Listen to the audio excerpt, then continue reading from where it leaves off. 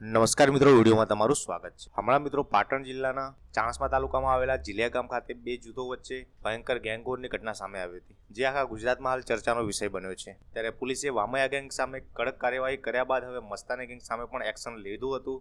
ભાવેશ રબારીના રામધણી જે farm house આવેલું છે તેના પર જીસીબી દ્વારા જે ગેરકાયદેસર દબાણો હતું તે દૂર કરવામાં આવ્યા હતા। ત્યારે સવાલો ઉઠી રહ્યા છે કે કોણ છે આ ભાવેશ રબારી।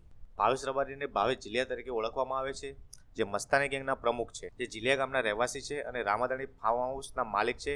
અને તેની ગેંગને આજુબાજુના લોકો, ભાવેશ જિલ્લાની ગેંગને આજુબાજુના લોકો મસ્તાની ગેંગ અને ચોટી ગેંગ તરીકે ઓળખે છે। આ ગેંગનો આતંક અમદાવાદમાં પણ જોવા મળ્યો હતો, જ્યાં પણ તેઓ ગેરકાયદેસર વ્યાજખોરી, ઉઘરાણી અને હિંસક વસૂલાત માટે કુખ્યાત છે। ભાવેશ જિલિયા સામે ઘણા બધા ગુનાઓ નોંધાયેલા છે, પરંતુ હાલ તે જામીન પર બહાર છે। ભાવેશ રબારીની ગેંગ તલવાર, છરી અને લોખંડની પાઇપ જેવા હથિયારો વાપરી પઠાણી ઉઘરાણી કરતા હોવાના પણ આરોપો લાગ્યા છે। ભાવેશ રબારી સામે અત્યાર સુધીમાં 14થી પણ વધારે ગુના નોંધાયા છે, જેમાં વ્યાજખોરી, હુમલાનો પ્રયાસ જેવા ગંભીર આરોપો છે। અમદાવાદના સર્કિટ પોલીસે પણ હમણાં જ થોડા દિવસો પહેલા તેમની ધરપકડ કરી હતી, જ્યારે તેમને જેલમાંથી જામીન પર છોડ્યા બાદ 25 ડિસેમ્બર 2025ના રોજ પણ જમીન દલાલીમાં મનોજ રાઠોડ પર જીવલેણ હુમલો કર્યો હતો, અને આ હુમલો પણ જૂની અદાવત અને વ્યાજના વિવાદને કારણે થયો હતો। ભાવેશ જિલ્લા અને તેમના ભાઈ છે, જે તે મસ્તાની ગેંગ તરીકે ઓળખાય છે અને સોશિયલ મીડિયામાં તેમના ખાસા એવા ફોલોવર પણ છે।